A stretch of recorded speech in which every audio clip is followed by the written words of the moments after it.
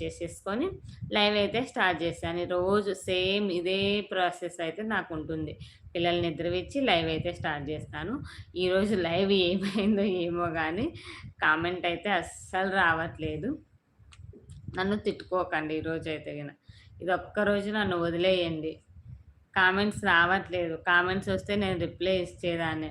But comment రావట్లేదు. ఇదొక్కరోజు నన్ను తిట్టుకోకుండా, ఏమనుకోకుండా comment చేసినోళ్ళందరికీ ఈ ఏమనుకోవద్దబ్బా! నన్ను క్షమించండి. సరేనా?